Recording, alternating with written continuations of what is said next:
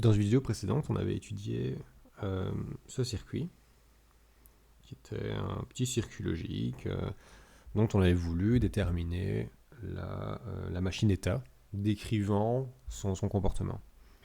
On avait supposé qu'elle était idéale, que tout se passait bien, mais que se passe-t-il si nos deux connexions de rétroaction, Y1 et Y2, bon, j'ai inversé les couleurs, on l'a compris, ne sont malheureusement pas aussi performantes l'une que l'autre. Qu'est-ce qui se passe si au moment où on demande aux deux bits de changer de valeur simultanément, ce changement n'est pas concomitant, n'est pas simultané? On avait déjà étudié ce genre de situation dans le cas des problèmes des aléas, lorsque les variables A et B devaient changer et que malheureusement la performance des portes et le temps de propagation intérieur de ces dernières ne permettaient pas d'assurer la valeur de la sortie de notre système.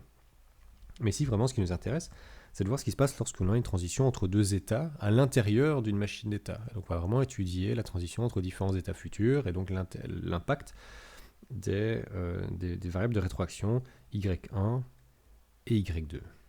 Alors on va regarder justement en étudiant une table de Huffman qui présente certaines de ce qu'on appelle les conditions de course et comment les régler. Alors voici la machine d'état qui va nous intéresser. Alors on remarque que par exemple, je ne me suis pas fatigué à indiquer la valeur de la sortie de notre système, puisque dans ce cas-ci, ce sera tout à fait inutile de s'y intéresser, ce n'est pas du tout pertinent.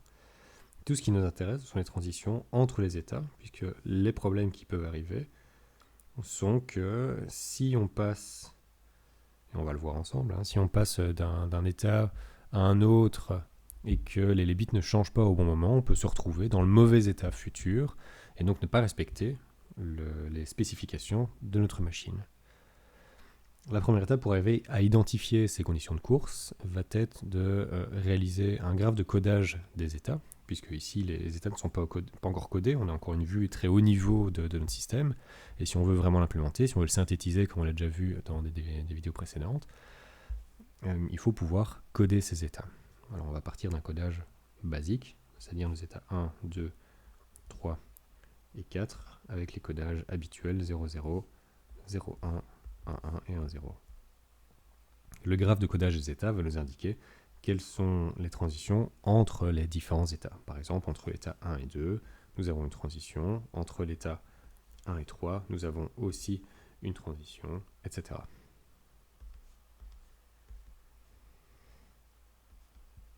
Alors, ce qu'on veut justement éviter dans le codage de notre machine, ce sont les diagonales qu'on retrouve ici au centre.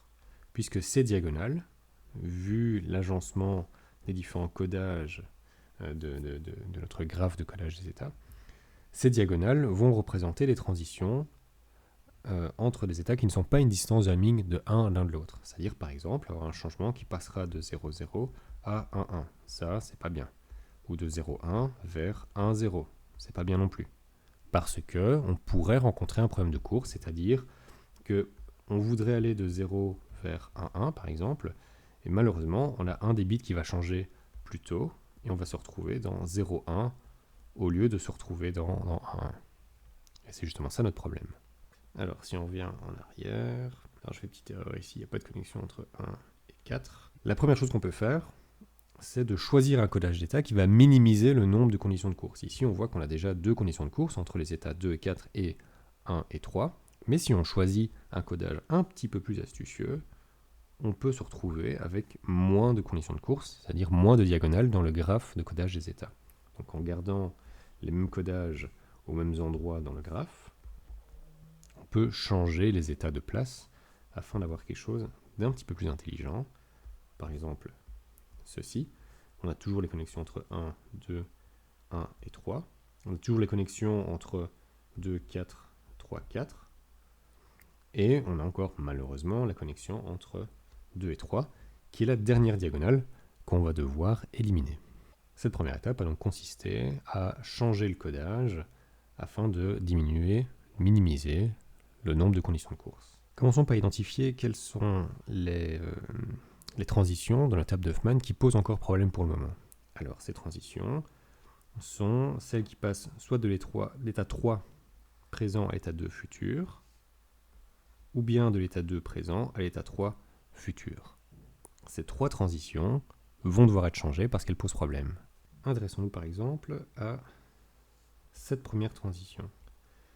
Cette transition, elle nous envoie de l'état 2 à l'état 3, et vu le codage qu'on a choisi, ça veut dire passer du codage 0 au codage 1.1.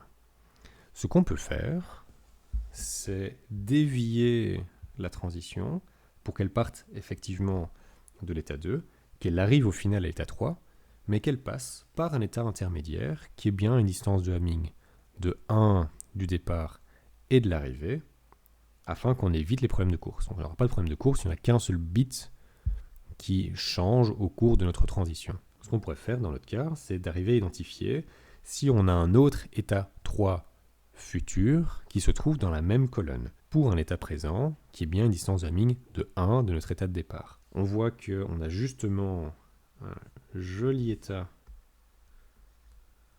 de transition pour l'état présent 4, état futur 3.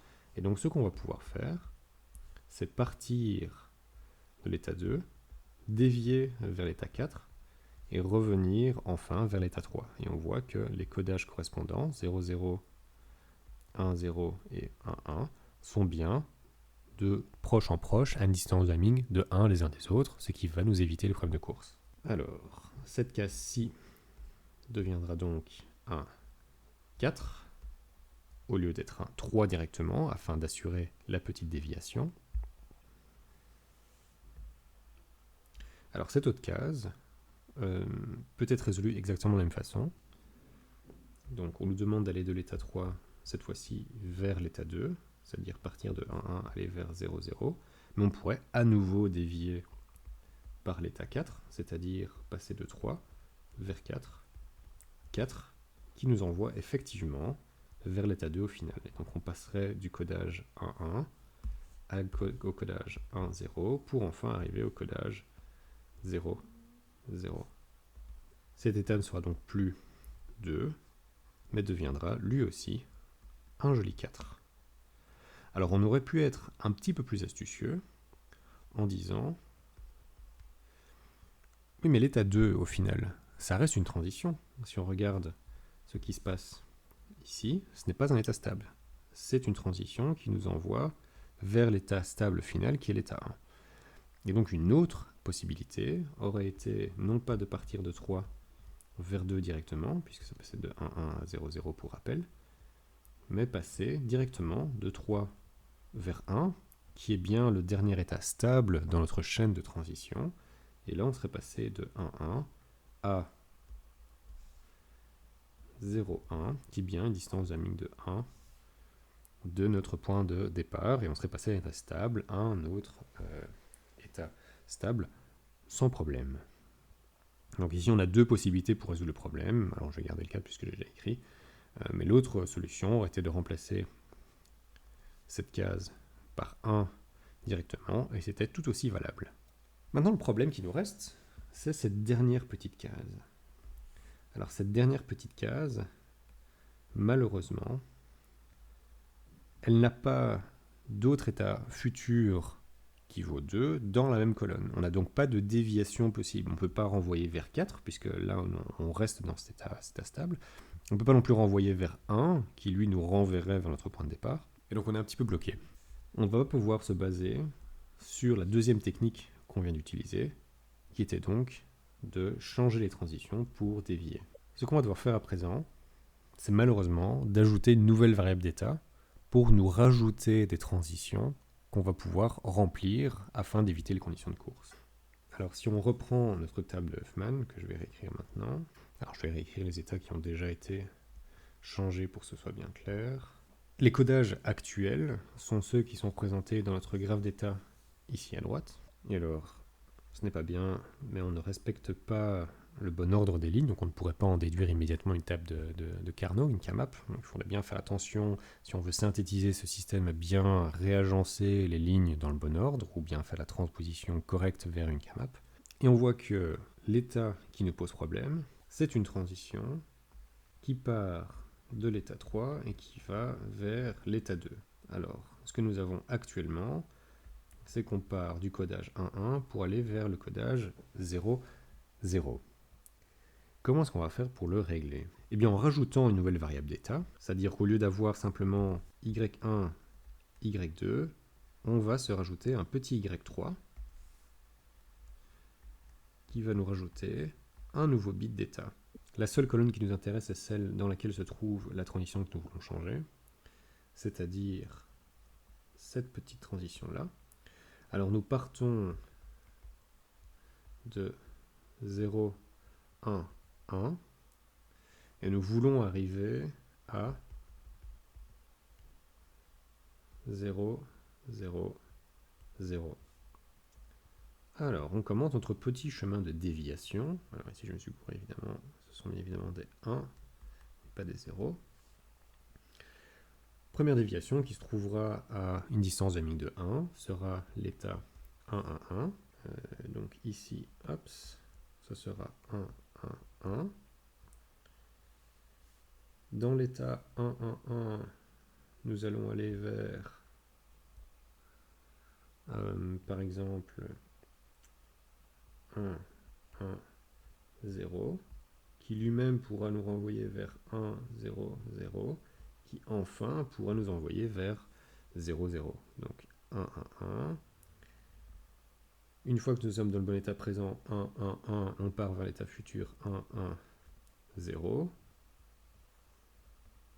qui lui nous envoie vers 1, 0, 0, qui nous envoie à son tour vers 0, 0, 0, c'est-à-dire notre état futur que nous voulions atteindre.